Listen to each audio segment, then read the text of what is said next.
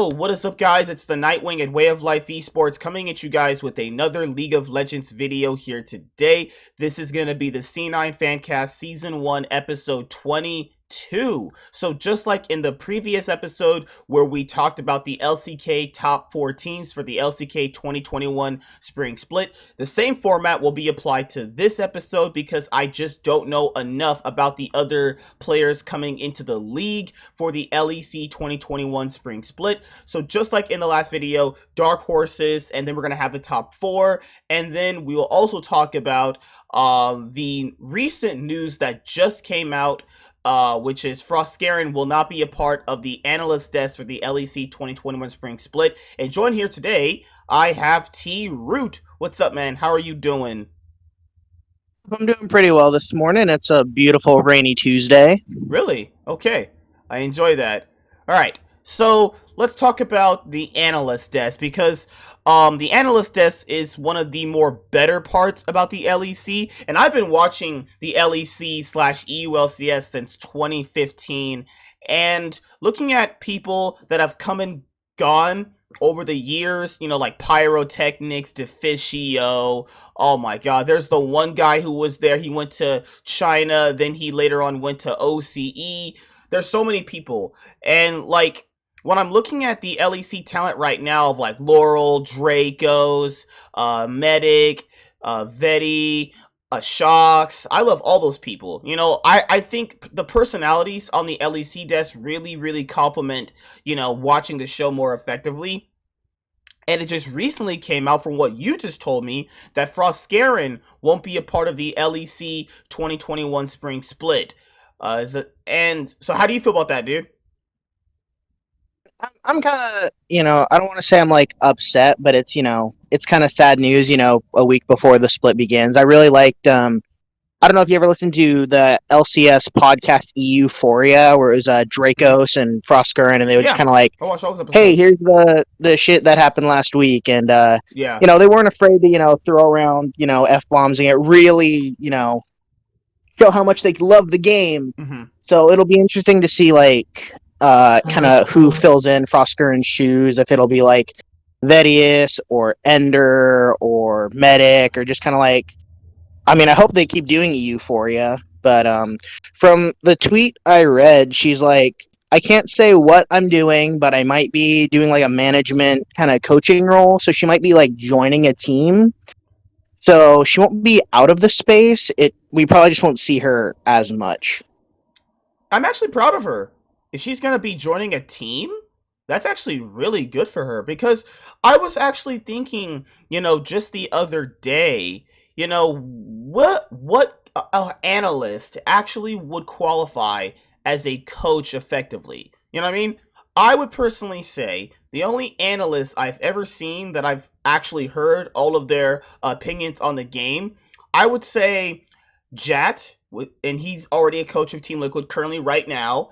Then you also have LS, who was going to be a coach of Team 1 until their disgusting, horrible fans, messed that up, And then you have Frostgaren. I really think these 3 people really did show that they had the ability to be a coach. And it's not the person that gets to be a head coach because they, say intelligent things. These guys actually know what they're talking about. And I think they have the personality to lead teams. And obviously, that's why they're getting chosen. I don't really understand the hate that Frostgaren got. I mean, I could point it to maybe she was just being a girl. That's definitely something, but I don't want to bring it to that. But that's how some people think. Overall, I don't think some people just liked her opinions, because she's like, how would I say this? She's like an LS for just EU standards. She would say things about certain people's teams that they didn't like and they got mad about it. It's just how that works, and I don't think people should ever let random fans' opinions on Reddit go to their head. I mean, Reddit is just a cesspool of incel virgins, so it doesn't really matter. I don't even care what Reddit says at the time. Like, if I was a person in the scene, I wouldn't really care at all what Reddit says. It's literally just a place full of morons. That's just me personally, What about you? Yeah. No, I mean, she was, really, outspoken and not afraid to, kind of let her voice be heard, especially last year when there was that, the LEC announced a merger with some Saudi Arabian company. I think Oh she was like one of the yeah. first people to speak up, being like, "No, this is fucking stupid. You know, we need. I'm gonna protest, and we should not do this." And along the same lines, what you're saying earlier about people who have gone from casting to coaching or GMing. You look at people like Deficio and Papa Smithy, and some of the what they've done with their orgs, and you hope that Frost Curran can do something similar. I'm just curious to see where she'll end up once it's announced. Yeah. Which team probably? That's crazy. It's gonna be weird seeing her flame these teams and then literally coaching their players. It's gonna be kind of Yeah, awkward when it first starts. I could probably see it an org that has potential. I would say Rogue, Mad Lions, or Schalke.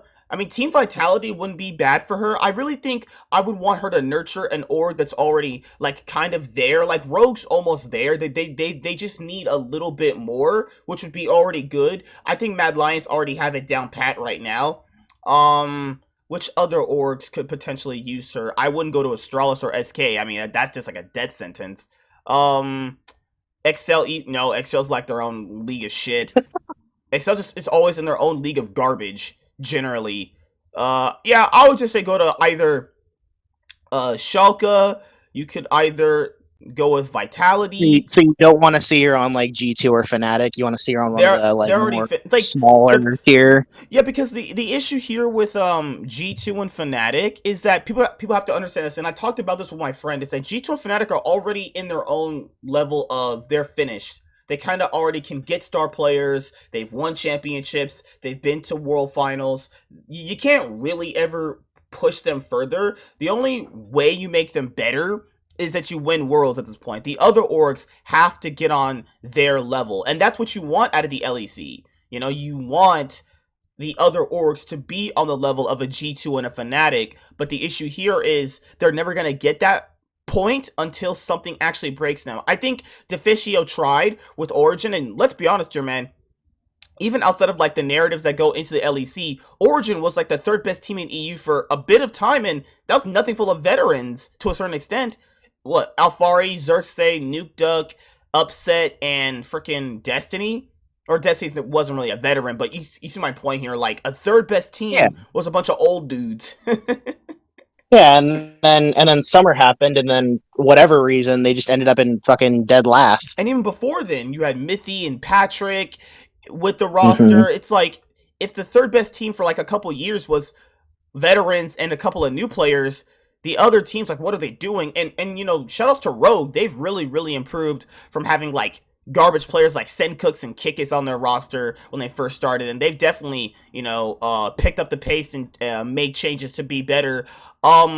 And looking at the top four teams, all right, so right now in terms of them, I was struggling to pick this team and put them in the top four because I really think this team actually has something and they could build off the success they had. But before we talk about that, overall, I think the talent on the on-air desk gets a lot of flame for no reason whatsoever. Like, I don't really agree with a lot of their opinions when it comes to the game, but I'll say this: like, Shocks did make a good point. Bias is in the eye of the beholder, just like beauty. The one time I really got angry at them in terms of the LEC analyst desk was at Worlds 2020 when they didn't know a goddamn thing about Damwon. How are you casting a semifinals in Worlds and you don't know a goddamn thing about Damwon? Are you serious? That's just horrible preparation. There's nothing they'll ever say to convince me that they didn't prep correctly. Like, it's just horrible. But that's just me personally. I didn't watch the semifinals Good. because I don't know if it was just I was just like checked out of Worlds, or it was just like I mean I think I had a good idea of who was gonna win, Hmm. but I mean if it was really that bad, that's actually kind of surprising. It was, oh my god. They apologized for it on Twitter. I was like, you gotta know something about the enemy team. And they're like, well, G2 could come back. No, G2's getting shit stomped. And I love G2, but I predicted they weren't gonna win the series. I knew that they were, because G2, even comparing from 2019 to 2020, they were way better in 2019. It was just like a completely different team. Like 2020, they Yeah, were okay to a certain extent, and they were still good. They still won both splits, but you could clearly tell from their gameplay they were better in 2019. It's like though even at that point, you could see like even a new player could see that. So my dark horse team, and this team could easily, I personally think, still slot into the top four, is Schalke Null Fear. So you have Broken Blade, Gilius, Abadage, Neon, Limit, and head coach Dylan Falco. So I personally think this team is a dark horse for several different reasons. Broken Blade was a top 3 LCS top laner for most of his time here in the LCS between 2019 and 2020. Solid top laner, and I think he could get better with playing against better competition in EU. Gilius was a surprisingly really good jungler. The God Gilius status came back. He was also a big part of the reason why Schalke had a huge run toward the very end and almost made Worlds. Abadaga became a whole lot better. Neon and Limit are kind of the only two question marks, but Limit wasn't terrible on SK Gaming at all. I think he played well with Crown Shot. Neon, as you guys might know him, he played on Unicorns of Love, Misfits. I think he's a solid 80 carry, and I think you have a really solid team right here. Veterans, Yeah, and you have a new bot lane. And I think these are players that definitely have shown they aren't garbage. And that's good enough, actually, for them. Because, like, the previous Schalke rosters, it was too lopsided. Either you had the bot lane that was really good, and the top side sucked, and then it flipped over, and now the top side sucks, the bot lane's good. I think you have a strong strong side jungler. Gilius at Worlds 2020 showed he was a really strong top laner. Gilius showed that he's actually a competent jungler who can take over the game. Abadage has shown that he doesn't now just completely get shit stomped every single game. Neon has shown that you can play weak side and still not exactly lose. And Limit, the problem with Limit is I don't really see him roam too much. That might be a problem because right now the game is kind of all about your support technically roaming. But to be fair, during Season 11, from what I've seen so far from watching the LPL, you can just sit in lane as a support, because I've seen some of the supports in the LPL just kind of just stay in lane and make an impact there. And I think he shines well while just staying in the lane, though. And their head coach, Dylan Falco, I mean, he's been a solid piece for them for a while. I don't think he's done anything bad per se. You know, a coach can only do so much to control a team, but you know, that's just my thing. I think Schalke No Fear is going to be a dark horse team. I was struggling putting them in like 4th or 5th. I mean, they probably might get 4th, but you know, I'm safely going to put them in the 5th place position.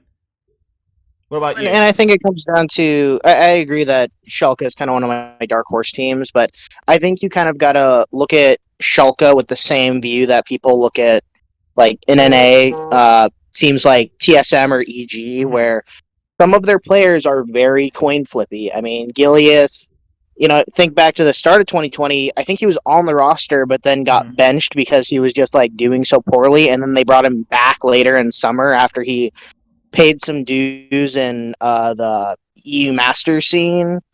I think Broken Blade is looking for a little bit of redemption, Mm-hmm. but I don't know. I feel like he was kind of slipping towards the end of last year. Yeah. And Neon and Limit. I think Neon might actually be his first full split as a Yeah. starter, if not like partially when he was with UOL. He played a couple games last year when it wasn't Forgiven or wasn't the guy that they brought in to replace Forgiven. Oh, And the Limit, was it Inax? yeah. Yeah. So he on replaced Inax like halfway through summer, and then they got Limit, who again is like gonna hit his sophomore year.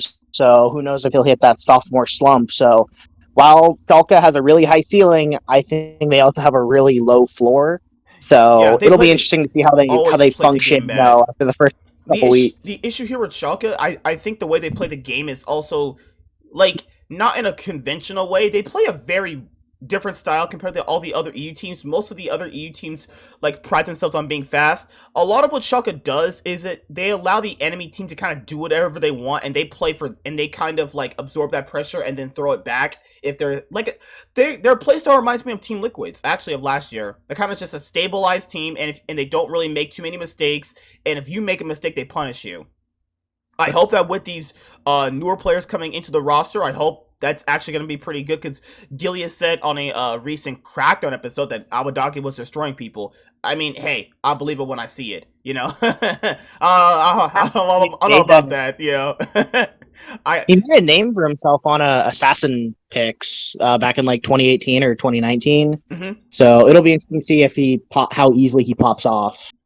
And let's go to our number 4 team. So we both have Mad Lions as number 4. So you guys know Mad Lions, Arma, Eloye, Humanoid, Karzi, Kaiser, and their head coach is Max. So they have a new head coach and they have a new top side. In my own personal opinion, I don't think they should have switched out Shadow. I think he was a good jungler. I think that, switching, like, kicking someone because of one event, I mean, you have to really justify to me why you're doing that. And like people have to factor in Shadow was a new jungler. It was his first world championship, just like a Rome. But unlike a Rome, like Shadow showed he wasn't a bad player though. Like I really personally believe Shadow could have came to North America, actually, if I'm being completely honest here. But they chose to get a new top side and a new head coach.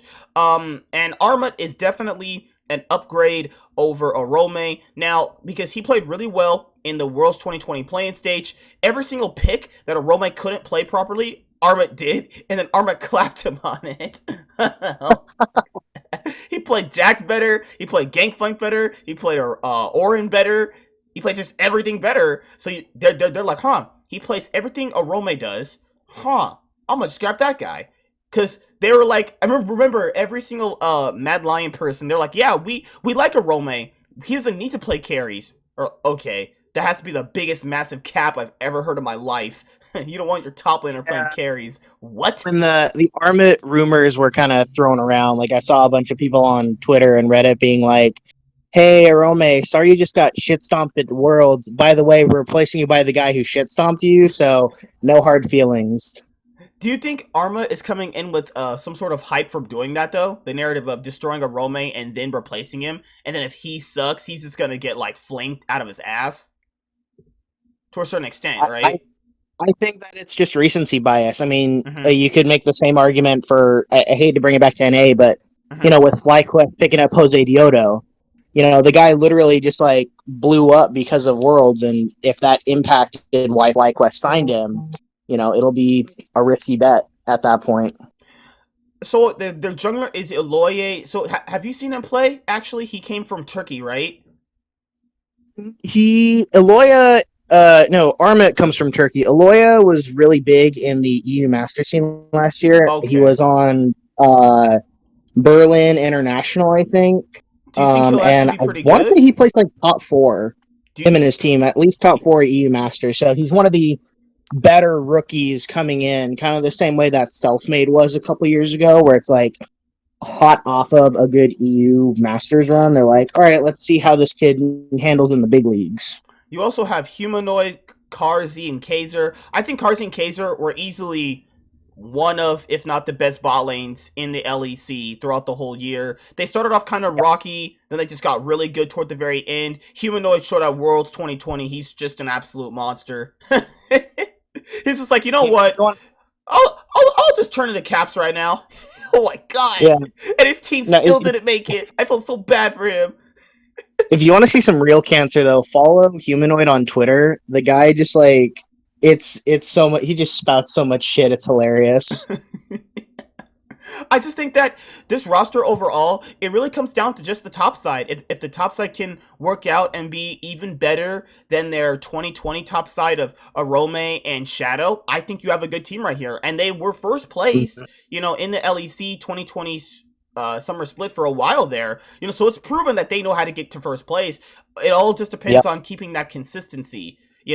And they need to change their Yeah. playstyle too. They have a basic playstyle of just everyone's playstyle. If they resort to that, like just a 1-3-1, they need an actual playstyle though. You can easily figure them out, and I hope that with the new top side they can play a lot more different picks and be a lot more flexible. But now we have the same third place team. We have Rogue.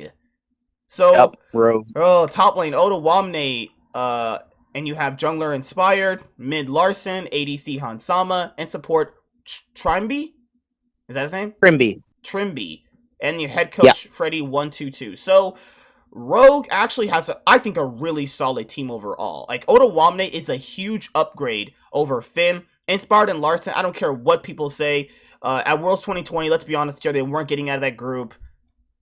it is what it is. I mean, yeah, JDG like shit the bed, but to be fair, JDG like shitting the bed is nowhere near as low as Rogue doing it. And like I think Inspired and Larson are a really good jungle mid duo. I think Inspired knows how to play towards Larson effectively, and I think Larson knows how to play toward Inspired perfectly. Now, to be fair, if I had seen a different jungler, I probably would have not put them in the top 4, because I do personally feel like a lot of what this team has does come from these two. So if there's ever like an off season coming up, if these two aren't on the roster, I personally probably wouldn't be putting Rogue at this high, because I really think Larson and Inspired make the team. I get Hansama has been really effective for them, but he's also coming in with another rookie support.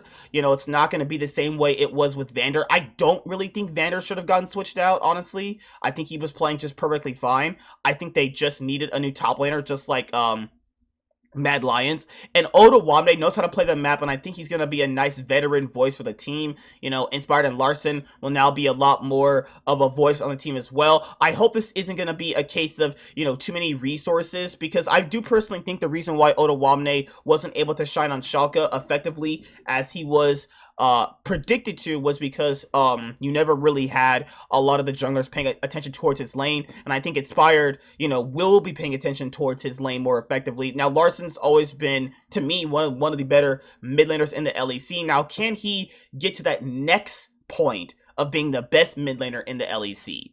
Now you have Humanoid, you've got Caps, my boy Niski's coming over here, so I think he's got a lot of competition this split, but I don't think he'll be bad. Arguably, if he's going to be top 4 or top 3, it's fine too. Hansama, strong ADC. Hansama was a reason they almost actually took down G2 for the LEC 2020 summer split. They almost made finals, but they failed at the last minute when they messed up on the Draven pick and didn't get ahead. The only question mark is Trimby, rookie support. He could easily fail. He could easily pop off. It just depends overall. What do you think about Rogue? I mean, I think just based on name value, I think Rogue is kind of in a higher tier than a lot of the other teams. I mean, like you said, Odawamne is just that one step above Finn where he's consistent. So sometimes he might be consistently bad, or he'll be, just a solid rock versus kind of how shaky Finn could get, even during the regular season, World 2020 aside. I think Hansama personally is a little overrated, but I give him, props for the mechanics that he's able to show. I think maybe after this year, Inspired might actually be the best jungler in EU. And then, Trimby's a question mark, but when I was doing some research, he actually was on Rogue's academy team this last year. So who knows if he's had a chance to work with Hansama or some of the other guys before. And there might actually be some synergy that we just don't know about. Yeah. In terms of Odawamne on the top side, it's weird to say this. I think of him as a version of Impact. Is it that crazy to say? That's accurate. Yeah, I think he's just a version of Impact that's, I can say, better or worse depending on the meta. I think Odawamne is super consistent. He can definitely play weak side effectively. He's just the upgrade they needed. That's all they needed. Now, to be fair, looking at the rest of the team, Rogue's playstyle, I think, also needs to change. Because, to be fair, Rogue and Mad Lions fall into this category of easily able to draft for. Their playstyle is very, very easy to see what they're doing. They like to play towards mid-jungle. They like to always be ahead. They like picking scaling bot lanes, weak side top laners. That's going to effectively get shut down by anybody in the draft phase. You throw them on an unfavorable draft, they're like, well, you know what? Shit. Now we have to play a comp that involves us beating someone in 20 minutes. Well, fuck me, right? And I just can't see them actually playing comps like that effectively right now until I see them actually play. But that's why I got Rogue in my 3rd place position. I think they're better than most of the teams here. Because to be fair, the other rosters will still have to go through some growing pains, because now they also have new rosters too. And Astralis, Astralis is my number 1 team, guys. I'm just kidding. That team's getting 11th place. Let's be honest here. That team's fucking trash. I was just looking at the roster swaps, and the 2 teams that changed the least amount of players were G2 and Vitality. Interestingly enough, both of those rosters only changed 1 player. Mm-hmm.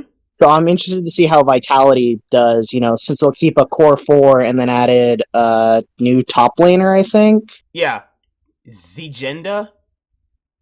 Okay, so you Yep, that's have right. so okay so uh, so for Vitality, for all you Vitality fans out there, I like Maliksa. I think Maliksa is actually pretty good to a certain extent. I mean, he showed me a little bit in his rookie year, and I think he's gonna be a better mid laner this year. Comp and Lebrov, I mean, I don't know. The bot lane is like average, and then you have Skeens. Like, I don't think Skeens is that good. This team just feels like this is what they kind of settled for when they didn't get their super team because Alfari didn't join them, you know? Like, I don't think the roster is bad, but I think that during the LEC 2021 spring split, I could see them getting sixth place. It's not a bad Yep. roster. I just don't really see the high ceiling in this roster. Actually, I see this as a hey, if Maliksa does well this year, he's gonna get a better team next year. You know, that's kind of all I'm rooting for. I don't think Vitality really has ever had good rosters outside of their 2018 run with Jizuke and what was his name, Attila and Jack Troll and Cabochard and Gilius and then Kikis. Outside of that, I've just never really seen them do much. But I don't think they have a bad roster. I think they have an I would say easily sixth place roster. Or depends how Misfits show up too. They could get seventh place, but to be fair, that's also counting on other factors too. So I think Team Vitality have some good pieces. I just don't think all the pieces really fit right now to break them into that upper echelon right now. But this is where the rankings differ. Do you think just real quick, just a Yeah, question. Do you think Mad Lions or Rogue should have picked up Cabochard? I really think should have. I think Cabochard was one of the most underrated top laners in in EULCS/LEC for a very long time. Me and my friend actually had him as the MVP of the LEC 2020. No, sorry, the LEC 2019 Spring Split over Caps. Actually, I thought he played insanely well. He was just on a horrible team. He was on a just terrible Yeah. team. It was oh my god. Why did they ever pick But up fucking what was his name, Mowgli? Why did they ever do that? That was terrible. the Korean jungler, God, yeah. man. Oh my lord. Just stupid. Like, oh my god, he was terrible. I can't blame him. He can't speak to his players, but Nope. it's just I just don't really see the roster doing well. Like looking at it, Skeens stunk. Skeens was worse than Broxa. How's that even possible? Then you had Comp, it's a pretty favorable, competent ADC. Same with the support. But like in the LEC, having competent that doesn't get you titles, as shown by having, like Fnatic and G2, competent that doesn't get you shit. Like, even if you're competent, even the past players on Fnatic and G2, there was a ceiling to them you could see. I don't really see that in these guys, outside of Maliksa, and how am I gonna rank the new top laner, Zgenda? Like, I don't, yeah, that's a huge question mark for me. It just feels like this Yeah. roster was only built because they couldn't get that super team. Now, if they got the super team of, like, Hylissang, Upset, Trick, and Alfari, and what was the mid laner going to be? Forgot his name. I think I said it before. They got that roster. Okay, now we're talking about top 4 material here with Hylissang and Upset. Well, you're probably going to be in top 4 for me. But with this, nah, man, I just couldn't do it. Now, one more roster to quietly kind of go over. Misfits, I don't really know how to feel about this roster. I think you have Kabe and Vander in the bot lane, which I think is really solid bot lane. Razork, I think, was a pretty good jungler, but you also have to factor they have a new mid laner in Vitho and Aggressivo and Herit. So like for the support position, they have Vander and Deniek. I think Deniek is also pretty solid, and then for the top side, they It have was really good. then you also have a top side 2 players, Aggressivo and Herit. It just feels like they have weird pieces that could work. And that's the problem with the LEC rosters. Unlike other years, none of these rosters are inherently terrible. They just have good pieces and question marks. And I'm only going to ever know that by seeing them play. Is there any Yep. other team? So it's like, why don't you go for XL? No. just no. Just straight up fail. XL's just a big old walking L. XL? Just hold your L. I ended up actually on Ome's on XL's academy team now. Oh, for who was it? Arome from Mad That's Lions. where he He's now belongs. on the That's where XL he. academy team, That's where he belongs. so we could see him on XL at some point next year. Yeah, because you have Overcries. I could see it. I could see it actually. All right, let's go over the big dogs in the LEC. So it's interchangeable Yep. because I have G2 first, Fnatic second. You have Fnatic first, G2 second. I think yours is a more unconventional one. In terms of Fnatic, I've discussed this in length in previous episodes. I personally think Fnatic did upgrade.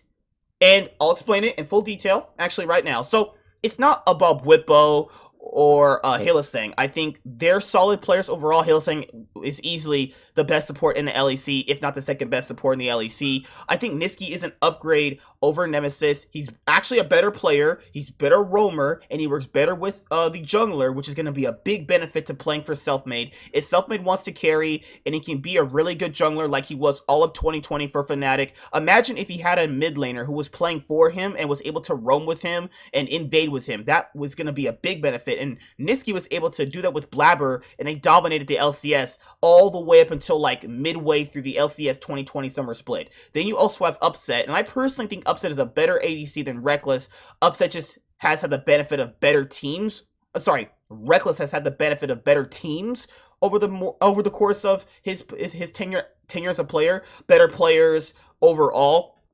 Upset, I personally think, has had better players at some points, but then again, some of those players, when he got them, were already kind of just ran through and done. I personally think Upset is better mechanically. Upset has this issue where, like, he's not passive, because that's the issue Reckless has. Upset has an issue of, like, he kind of falls into this, like, late game scaling ADC category still. I don't see him as a dominant ADC early on. If he can be a dominant ADC with his good mechanics and can pair that up with Hylissang and be more aggressive with Hylissang, this is a really strong team, actually. I think a lot of people are really sleeping on this team. And the whole narrative of they downgraded, they got Nisqy. Alright, so I'm just going to be completely honest here. For anybody that puts someone in second place over Fnatic, your brain actually is not working, and you should, like, stop doing power rankings for the rest of your life. Show me another organization beside Alliance in 2014 summer for the EULCS that has ever done as well as Fnatic. You can't, and I'm not gonna just sit here and put another organization over Fnatic and they haven't had no success. That's stupid.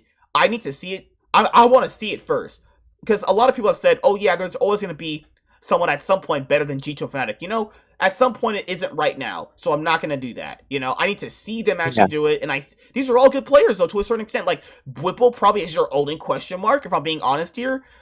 Like, because he's had moments where he's just completely looked like garbage. But other than that, on his best days, he's still really good. Hylissang is still really good. Upset is insanely good. Nisqy, I think, is great, personally. He was easily one of the best mid laners in the LCS, or at least top 3. Selfmade was one of the best EU junglers at Worlds 2020 and throughout the whole year of the LEC. Like, the fact that people are even putting them at 3rd place, that's just, whew, what games are you watching? Like, they literally just upgraded in both their positions. Like, Upset is better than Reckless. They got a better ADC. Yep. They have a better mid laner. And you know what? they're going to be in 4th place. Fucking crack, are you smoking? I know. What? Fucking retarded? What? I also haven't been that bad since 2017. I also think that these players will be easier to work with in terms of their personalities.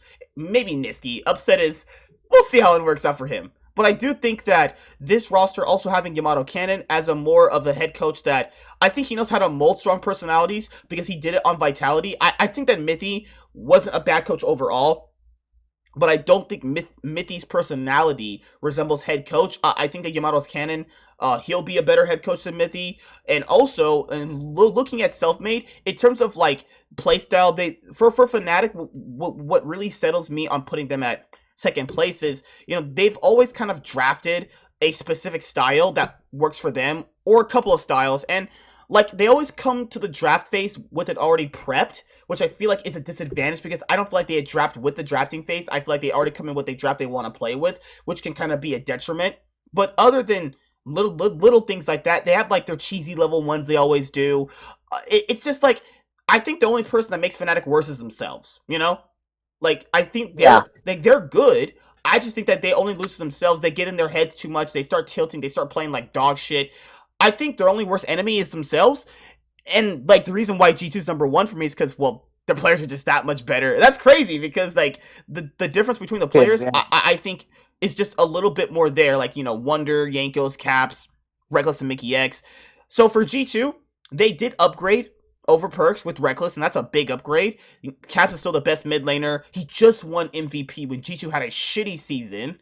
Jankos, now to be fair, I can see why you have Fnatic over G2 in terms of Selfmade was better than Genko's all throughout 2020. And but then you also have Wonder was better than Bwipo. Then you also have Reckless was better than Perks. Then you have Hillsing was better than Mickey X. You have a lot of these like weird interchangeable players, that were better than each other. And like arguably, if you put them first or second, it really doesn't matter to me personally. But what about you? What do you think? Agree with a lot of what you said. One of the reasons I put Fnatic first over G2 is because of Upset is, and I kind of hate myself for saying this, is just categorically a better AD carry than Reckless. I Right? actually went back and looked at the stats from Summer, and Upset had better stats than Reckless in just about every category, and that was playing on the last place team with 2 different supports. So clearly this kid's, got talent compared to Reckless. So I think that's just a strict upgrade. And then it's kind of hard to not say that Niski's an upgrade over Nemesis. I do think, kind of like what you said, the big question mark is Bwipo. Because if you look at a lot of the meta that's kind of been like in China or in Caspa Cup, I think Wonder does actually have Bwipo beat.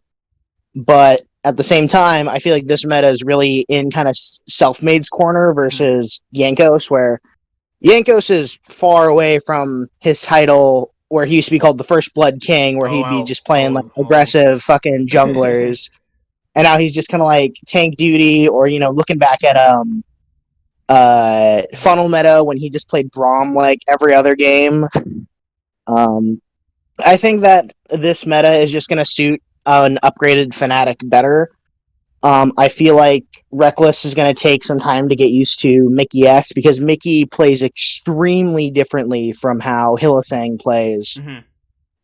It depends. And, I mean, at that point, you're just looking at Caps to, I don't want to say solo carry, but at least in the first couple weeks, pick up a lot of the stuff. If it wasn't for Caps' Baron Steel against Rogue in that one game, people have factored in, if he did not do that, G2 would have been out of playoffs. If they had lost that game, they were finished. It was that serious. Yep. It was literally, if he doesn't steal that, you lose, and you're not in playoffs. I personally think that both Fnatic and G2 benefited from this. I don't really care what Fnatic fans say. Well, we deserve perks. Yeah, well, you need to fork up some cash to get perks. You know what I mean? Like, come on, let's be honest here. You can't be like trying to get perks and you're paying less money. That's kind of stupid. I'll be salty at Carlos being a good businessman, but at the same time, it was just a good business maneuver to not sell your best player to the best team. It's like, if you look at the NBA, you don't see the Cavs selling LeBron to the Golden State Warriors. That's why he went to the Lakers. Or at the time, we're a shitty team. Yeah, like you don't see the freaking Lakers giving up LeBron to the Celtics. Fuck. Nope. Not anymore. So I personally think both teams benefited from the trade. I personally think that G2 got an upgrade in the ADC department, which they needed. I definitely think that Fnatic got an upgrade in ADC in the department. I don't even know what people say. Upset's overrated. Everyone always likes to use that word overrated. Like, you don't have to be overrated. You could just be a good player. Overrated is literally, everyone's just, oh my god, I'm so misusing that word. Literally, like, guys. He's been overhyped compared to his. He's been overhyped. He's not overrated. Yeah, I agree with that. Yeah. Yeah. Because I remember when he first came into the league, I think he was on like an Giants gaming roster, and it was like, oh, he's this talented solo queue star, but he was on Giants gaming, so I don't think he got anywhere higher than like 6th. And so a lot of people were like, watching him go to different teams. I think he was on Schalke at one point, and then eventually he ended up at Origin, and everybody was like, all right, this is the roster because he's got so many great pieces around him. And then it just kind of tumbled. So he hasn't been able to live up to expectations, and I'm hoping that being on Fnatic will give him that chance to do that. Yeah. So we got to talk about Niski. So Niski going back to Fnatic after all these years. Home, baby. Coming back home. Yeah, he used to be on Fnatic Academy. Oh my god, with Broxa, Mr. Rawls, Cly. Holy shit. Yep. It's been a long time. It's been a long, long time. So in terms of just being an upgrade as a roamer, I think he's just a better player. Like, as much as you guys don't want to admit it, I personally think he's a much better player. And I'm not trying to be, I'm not doing this for the sake of just being controversial or flaming. If you look at their 2020 years, Niski's just a much better player. It's just, it is what it is. Even in 2019, Niski looked like a solid player too. Nemesis was better in 2019. But I do think that was kind of more like, beginner's luck. In terms of, like, just 2020, I think Fnatic got a better mid laner. And a person who could play way more champions, like, Nemesis devolved into this, like, Galio, Orianna, Lucian player. And then if you ban those 3 champions out, he just completely got destroyed. He played well on those champions, don't get me wrong, he played well on them. But, to be fair, that's like 2 bans away from you losing a series. And it just thinks, like, people are like, well, Niski doesn't have a higher ceiling than Nemesis. I mean, if I'm being honest, they both have the same ceiling. Just one player is just better. It's not mutually exclusive. I just think that Fnatic have a better mid laner now. In terms of self-made was easily a reason why they were solo winning games. And I think that having a new AD carry that can synergize well with Hylissang's aggressive playstyle will be better. Like, remember when Upset was with Ignar and they actually were a pretty solid bot lane, but their topside and Shaka just completely stunk? Like, I think that'll be better for Upset. But wasn't that also the same team that made, like, summer finals in 2018 or something? I think they had, like, Odo Top and Amazing in the jungle. Yeah, and then in 2019, they got 3rd place in the summer split with Trick, actually. Yeah, because they lost to Fnatic before the finals. And but in the spring, they fell apart because of, what was the guy's name? Memento? Oh, God, no.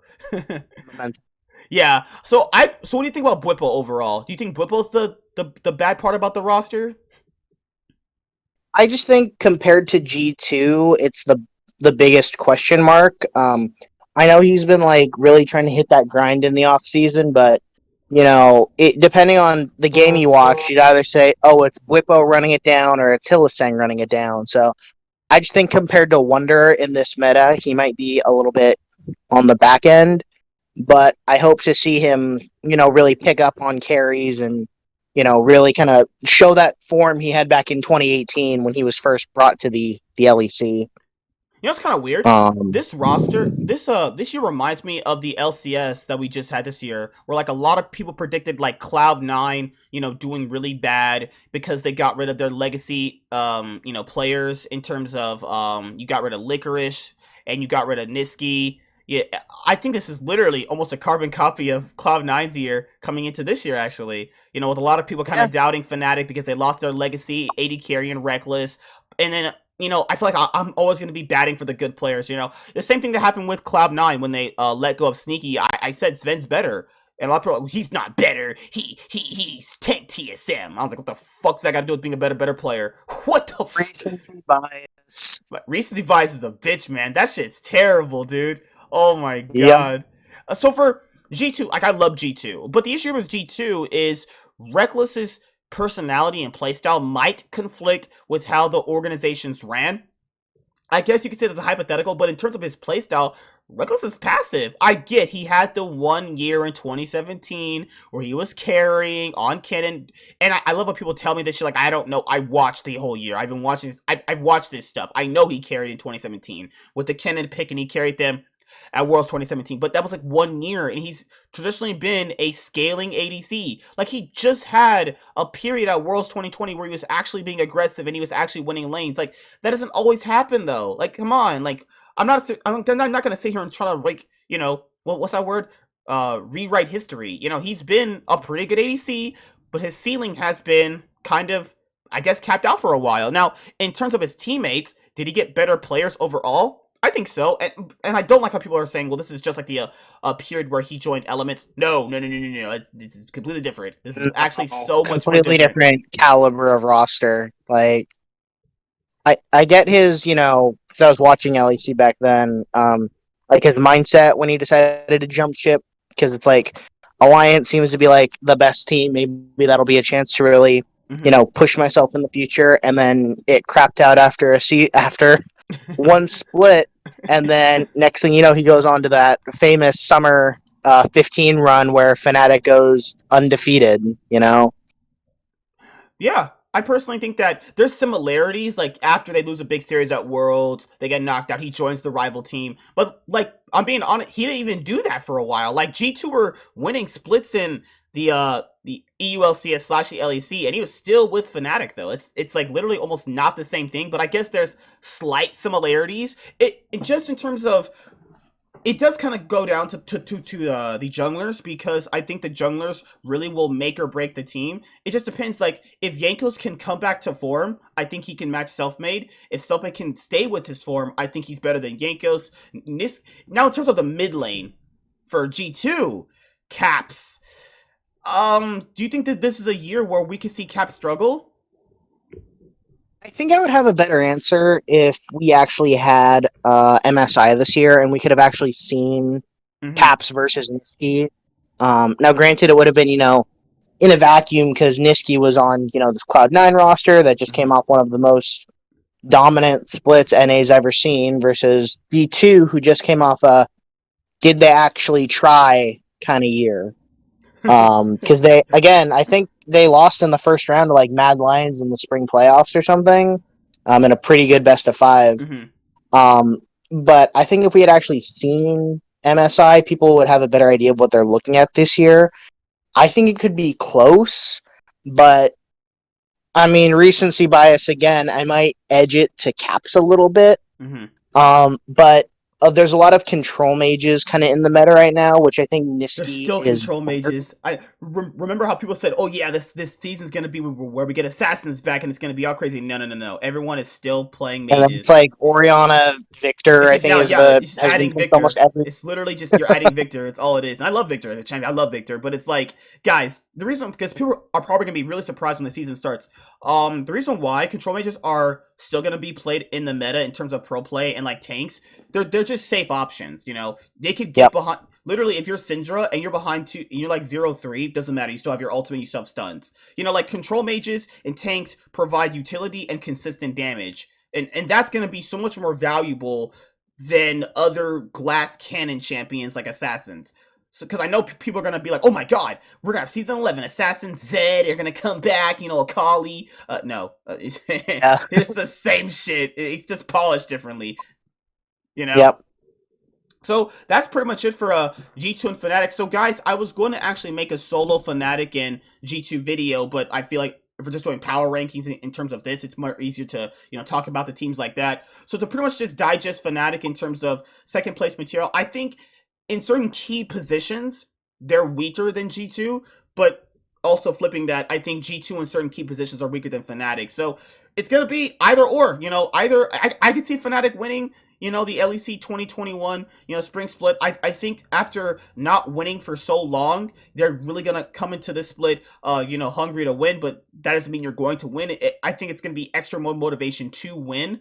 You have a new mid laner, quote unquote, that I think is gonna be a lot more flexible to make your team a lot better. I think your ADC is a lot better, and I think that's gonna be able to challenge G2. But I do think G2's top side is really strong. Wonder's a really strong top laner. Caps is a really strong Yep. mid laner. And I mean, Caps beating Niski up, he did it already in 2018, but that was when Niski was on Splice and Caps was on Fnatic. So it's crazy, though, that the tides have turned and now Niski's on Fnatic. Crazy how these things always kind of go out. But before we actually end the episode for the last 10 minutes here, have you always been a Fnatic fan, actually?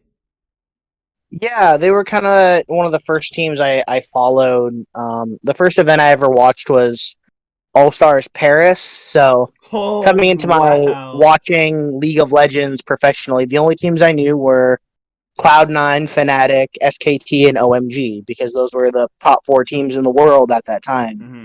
And I watched, Fnatic's run in 2014 at Worlds where they had that really heartbreaking base race against OMG. And then I watched all of season 5, both NA and EU. So I saw, the Huni, Rainover, Steelback, Thebavin, Yellow Star roster. And I just kind of stuck with Fnatic ever since. Even during that down year in 2016 where they didn't make Worlds because they got knocked out by Forgiven and H2K in the playoffs. Oh. No, it was Unicorns of Love, right? In 2016? Was it UOL? It was No, UOL. it was UOL in the regional finals, but in the playoff, like the Oh, yeah, proper you're right. You're playoffs, they right. got knocked Yeah, out in the first you're right. round. Damn, that was when even Forgiven was better than Reckless. Whew, man, Yeah, how the tides have turned. Holy crap, man. In terms of Fnatic, over the course of many years, I know people have said and speculated on their budget in terms of like players and stuff like that. I'll say this: even if they are overachieving in terms of like the results based off what they're putting in, that's actually really good. It's actually really good. Like they've actually had so much success and so many legacy players. It's just so hard for me to not put them in the top two. Even a while before they actually get out of the top two because like even if players take a pay cut coming to Fnatic, let's quote unquote take a pay cut in terms of like coaching staff and what they've always did successfully to win in the EU scene, I think they're always going to be an org people prefer to play on. Like even in playoffs, you still can't always count on Fnatic. Even when they're counted out on to actually lose, they win. Like earlier this year for the LEC 2020 summer split, remember when you had Rogue, a first place team versus Fnatic, and Fnatic clapped them? You know, it's just something like that. You yeah, just really can't ever count on Fnatic though. You know. yeah. I mean, it's the prestige of the roster. It's the same thing where back in the day, so to speak, people would look at oh my god, I'm playing for TSM or I'm playing for CLG, these big name orgs that are like they'll springboard my career kind of thing. Mm-hmm. Especially when you look at Hanser, who made that move from Gravity Oh my to god. TSM, and what that did for him personally. So just being on Fnatic has a lot of recognition to it. Do you traditionally watch more LEC than LCS? Yeah. Okay. So how much LCS do you generally watch? If Um, you said not a lot of, I'd be proud of you. I don't want to waste your time watching this shit league. the season, like I remember 2020 spring. I watched like 90% of the games, and then all of playoffs. Summer, I was kind of hit or miss on because I Mm-hmm. was dealing with some stuff. But I try to watch. Even the bad games, I will still watch because EU just has a fun vibe to it. Yeah, I do agree because in terms of what EU has to bring, I really do think a lot of their casting gets so flamed and it's like what do you guys really want? Like I mean like when you look at like the average person saying that they can do it better, it's like no you probably can't. It boils like this to me. I think that like the average person says they can do these people's jobs and like you probably could but you probably don't have the personality and like when it comes to being a personality on the analyst decks you have to have a good personality because you have to be able to resonate with a wider spread audience. You might be smarter than the average person but if your personality is like a douchebag, I'm not gonna want to watch Yeah. that because you can improve Well, your that's yeah you can improve your knowledge of the game, you can't improve being a douchebag, like, yeah, it's just how it that's your works. standard. Your standard, Reddit analyst, or with traditional sports, the armchair analyst, where it's like, oh, I think that coach is making a dumbass job. If I was him, I would do, this, this, this, and it's like, sure, that sounds great, but are you sure, that's really the best thing to do? Yeah. If people are getting paid to do a job, you would expect them to understand the best way to do that job. I mean, you look at Quickshot, who's been color casting for, 10 years now, and just how he continues to stay engaged and up to date on the how League is played and how it functions with honestly, I don't even know if the guy even plays League like actively. He's just that so ingrained into a game that he loves. Also, do you feel like the analyst test needs to be switching it up In what regard? in bringing in because the community has said it's kind of cringy. Like the most general consensus regarding the LEC analyst test is like it's called cringe. Even but that is also subjective though. Cringe is subjective. Say, I think it's character. I mean, like they have a lot of cool cold opens. Like I think there was one last summer where it's like, here's the storylines of the LEC, but we're telling it as if it was like a pop up book to children. I thought that was really clever. And I think that it helps them stand out from the LCS analyst desk, versus the not that LPL or LCK have a desk per se in the same format, but I think it's just the fact that LEC is trying to separate themselves from NA, and that was the whole point of the name change in the first place. Was they want to be distinct and unique in their style. So if cringe is their style, they embrace it to hell and back, and I think that's all to their benefit. All right. So, anything else did you want to say before we head out of here? I personally think this is just what I want to say. I think a lot of people are really doubting Fnatic personally. Like even some of the fans that I've talked to in this is giant. There's just a Fnatic group. It's like it's the same thing that happened with Sneaky when Sneaky got kicked up Cloud9. Oh yeah, it's done. I'm not gonna be a Fnatic fan. I'm being honest here. If your org kicks a player or a player leaves and that makes you stop being a fan of the org, you were never a fan of the org. Quit lying to yourself. You're a fan of a player. Yeah, like there's nothing wrong to admit that, but you're not a fan of the org. There's two different things that go into that. I choose to always stick by my orgs, G2 and Fnatic, whenever they kick a player, because I'll just trust their benefit. It's just benefit of doubt, more or less so, and I like to trust that they know what they're doing. But, the fact that I saw so many Fnatic fans just going, oh, yeah, you guys are finished, you guys are done. Okay, it's a bunch of bronze players, I don't know what the fuck they're talking about. Just basically talking shit. It's like you're nothing but a bunch of losers. I'm being honest here, guys, and I'm being really nice here. This is nice for my standards because I'm usually pretty nice when it comes to a lot of things. As you know, I'm nice, right? I just blame people, but I'm just being nice. Reckless doesn't care about your opinions. Like Reckless needs to do what Reckless needs to do for his life. Reckless doesn't care about you, like platonically, like. I'm being honest here. He doesn't care about your opinions. He doesn't care about what you think he should do. Reckless needs to make the best decision for him and his life. And if the best 2018 benching, man. 2018 benching. He did that to himself because he knew he couldn't do it. He knew he couldn't, be what his team needed, and he grew from it. If the best thing for him is to go to G2 and he feels like he should win, you should be happy for him. Be happy for his decision. Not your own. And Fnatic get a new AD carry. I love how these people talk shit. Now, why can't we ever win anything? Probably because you're the same player for the next 4 fucking years. Oh no, we can't switch a guy out. Oh no, we can't do that. Okay, you want to win, but you want to keep the same people. How does that make any sense? So these people are just straight up stupid. Like, I'm gonna get blamed so hard by people. But it's like, just stop complaining. You got a new ADC. I think you got a better ADC, if I'm being honest with you. And just be happy for Reckless. I'm happy for Reckless. I'm happy I got a better ADC too. But, just look at this as another chapter in Fnatic's history. Fnatic has had the same ADC. I mean, if you count that one split he left, they've had Reckless since 2013, right? 2014? Roughly 2014, right? Partially 2013, but I think officially 2014. They've had the same AD carry for almost like 7 years. Try somebody new out. Give another guy a shot. They've only ever had Steel back. I don't count that. Like stunk.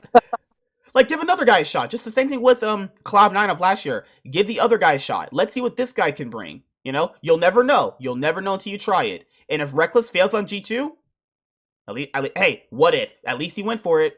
I do believe at some point they might not win a title, but if Reckless wins like 2 titles on G2, I think that's justifiable. I don't really like how people say he has to win Worlds. Got another thing that's stupid, and stop saying this stuff. They're not going to win Worlds. Have you seen these Chinese teams? Rogue Warriors, as dog horse shit as they are, would stomp a lot of teams in the LEC and LCS. Come on, these guys aren't winning Worlds. I think it's kind of stupid to put this that amount of pressure on a roster before they've even played one game. They're not winning Worlds.